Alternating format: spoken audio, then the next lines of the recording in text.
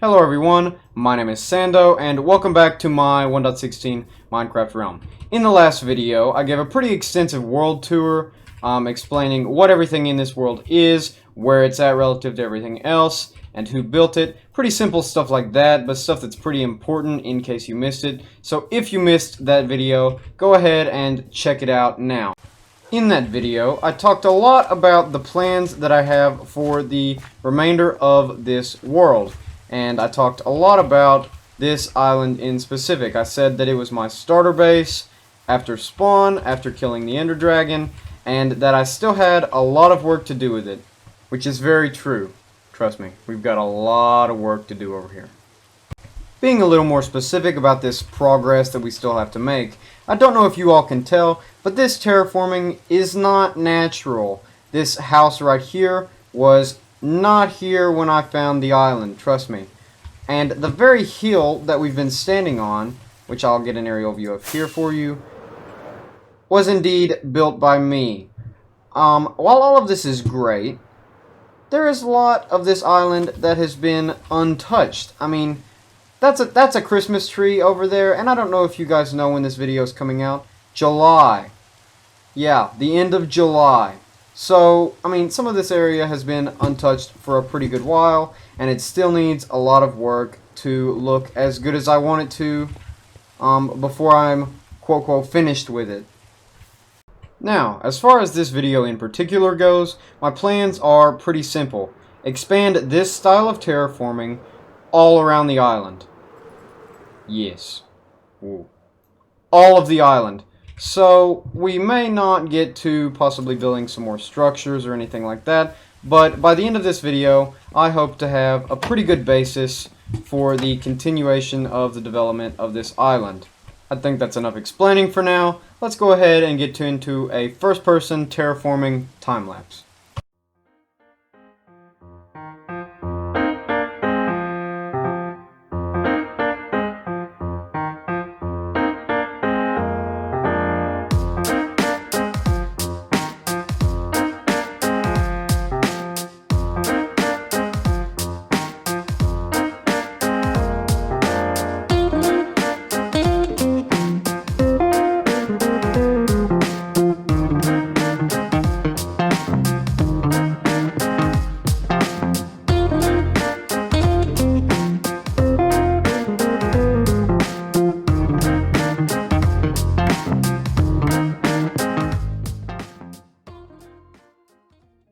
Alright everyone, that is officially the last piece of stone I have to my name.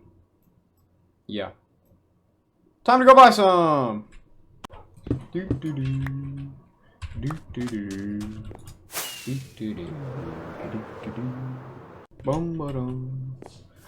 Alright, here we go. Dangerous. Ooh.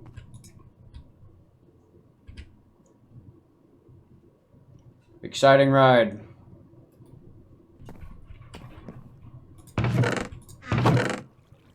Dang! 1 diamond for 2 stacks! What's he trying to push over? Good grief! That's not bad gravel though. We might have to get another plan. Alright everyone, here we are at my friend Butter Warrior's base.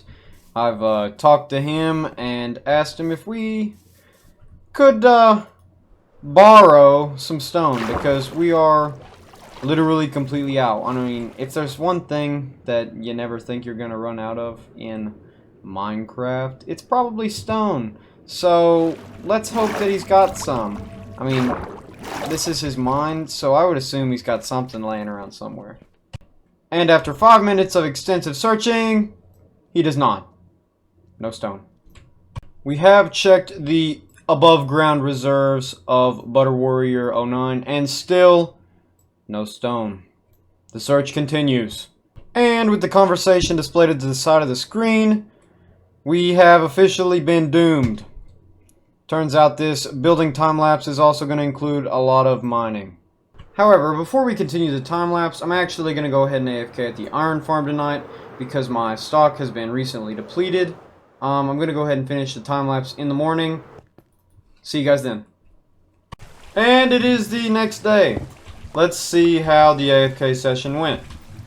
Alright, now for those of you who don't know, this is where all of my iron that comes in from my farm goes. Near this shulker box right here. That's not very good, but let's see if we got any shulker boxes. There we go. So these 2 shulker boxes plus this 28 right here is what we got overnight. I'm going to go ahead and craft this up, and then we can go ahead and stock our shop in the shopping district. And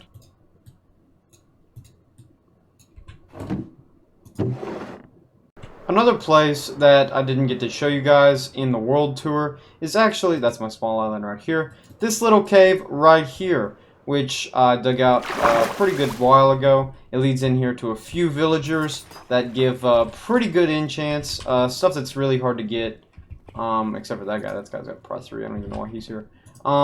Stuff that's normally really hard to get when you're just typically enchanting. I think this guy right here, yeah, mending for 18. None of them have been cured by none of them have been cured or treated or anything like after being bitten by a zombie or anything to lower their prices, but they're still pretty decent to have. This area up here, which I just so quickly jumped through and didn't even show you, was an area that I was planning on actually working on my villager trading area, and that project slowly got pushed farther and farther back on the burner, and right now it's kind of at the bottom of the list. But this is where, as of now, I still plan on putting my villager trading center. These chests actually used to be full of stone, and as you could tell, I really am completely out of stone. I do have some granite and diorite or whatever. I don't even have any andesite. I mean, we're running out of stuff for real. I'm just gonna mine down here at the bottom of this tunnel until we can get enough stone that I think it'll last us the entire rest of the terraforming for this episode. And now that we've got ourselves a nice little place to start, let's go ahead and start mining. Diamonds! Diamonds! More diamonds! More diamonds! Right there, that's crazy right there. That's just nice. One thing I actually need to try to remember while we're mining for this is that we're not actually looking for ores specifically. We're looking for, that's right, stone, which is all over the place, fortunately, but I do need to remember to actually pick it up. More diamonds! Alright everyone, about an entire netherite pickaxe later, and this is what we got for stone. Not half bad. I don't know if it'll get us through the entire project, but it'll definitely hold us a pretty good while. And this is what we have for ore. These two right here are pretty much useless, but 19 diamond ore, that's pretty good, especially for about 45 minutes. That's how long I was mining. We've got a pretty decent amount of redstone ore, which is great, because that's normally something I always have to buy. Overall, pretty successful mining trip. I say we go ahead and get back to the real mission, working on the base. It seems the time has come for the deconstruction of the tree. RIP.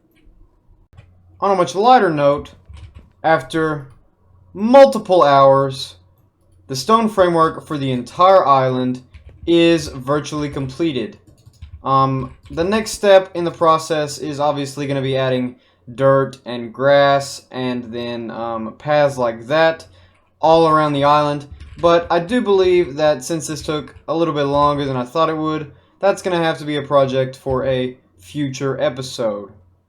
For right now, I think I'm going to go ahead and switch into spectator mode and give you guys a pretty good view of what's been done to the island so far. Now, as you guys can tell, this place right here looks very different from the island that we started on earlier on in the video. The only places that are the same, in fact, are this hill right here, this cottage, and this villager breeder area, even though I did slightly modify this portion and make it only visible through this little peephole coming out into this cove where I plan on putting out some ship docks and things like that. There was so much addition to the island, in fact, that I was actually talking to my friend Butter Warrior while I was making this, and I told him I might as well have just built the entire island out in the middle of the ocean because I used so little of the original landmass. These horizontal stone paths right here indicate the sloping of this hill right here, and up here on the top you may notice a relatively large flat piece of land. That is going to be another place for a rather large estate. As for additional buildings, I plan on putting something along the lines of a lighthouse up here, and a few smaller dock buildings, maybe some very small market stalls, something like that along the coast of this ridge. I may even add a few ships going in and out, and possibly a rope bridge connecting these two peaks right here. All that said, I do think it's about time we take a break from this project for... Ooh, invisible, that freaked me out. For the rest of this episode. In fact, I think right now is a perfect time to talk to you guys about the development of not only my personal base, but also the spawn/shopping district area. Now, I don't know if you can tell, but this area over here especially is a bit of a danger zone. I mean, we've got a creeper hole, we've got a... I mean, this looked like multiple creeper holes that eventually turned into somebody's dirt mining. Yep.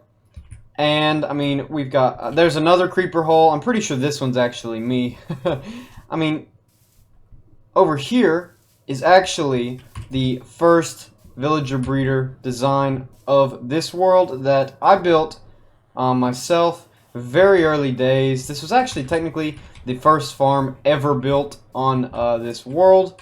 I built it around day 50 for the community, and it's completely self-sufficient and obviously very quick, considering the fact that this pen was empty just a couple days ago due to an accident we won't go into the details about.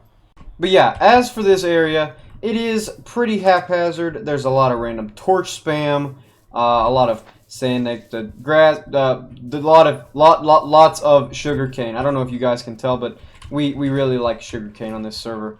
But there is a lot of stuff that could be done over here, I think, to vastly improve the general appearance of this area. I mean, just the other day, I came over and added these beacons after I finished my Wither Skeleton farm, which I still haven't shown you guys. I probably will in the future. But after I came over here and added these beacons, we gained all of the effects that you can see up in my corner of my screen right now. But I mean, stuff like that, small little touches are very, very good at making a place significantly more appealing and just fun to be, because the other players are always encouraged to be building anything that they can think of here, as long as it does have a purpose, because this is the shopping district after all. To be more specific about those plans, basically what I want to do is kind of like beautificate the area. I mean, we do have this pretty cool looking path. We've got this kind of town square, maybe is what you would call it. And I mean, all of this is nice, but I do feel like the area could use a little bit more pizzazz. Like this bridge over here is actually something that I built relatively recently. For the addition of this little area over here. We were running out of space in the shopping district mainland over here, so I decided to expand over here and make this little bridge. Stuff like this, the small details, I really do think contribute to the overall appeal, and I think we could use more stuff like this all over the world. What am I talking about specifically? Well, I think all communal areas like this one and spawn should have a designated pathway, lighting, landscaping, sorts of details like that to help an area feel very professional. Now who's going to have to do all of this? Well, I am. But I think it's going to be worth it because I think that it'll help everyone else on the realm, including myself, enjoy being in these areas significantly more. If we put a ton of time into designing shops like this one, and this one, and this one right here, then I think that we should also put a bunch of time into enjoying the actual ground on which this stuff rests. So the plan is, in between large projects, like working on our base landscaping like we are right now, I think it is a perfect time to possibly help out the communal districts like this one and spawn right next to us by making them a little more visually appealing and convenient. As far as this episode goes, guys, I think that this is all I've got time for today. I hope you appreciated it. If you liked it, leave it a like down in the bottom. And if you don't want to miss any videos coming out in the near future, the subscribe button is always down there at the bottom. Thanks, guys, again. This has been Sando. See you guys later.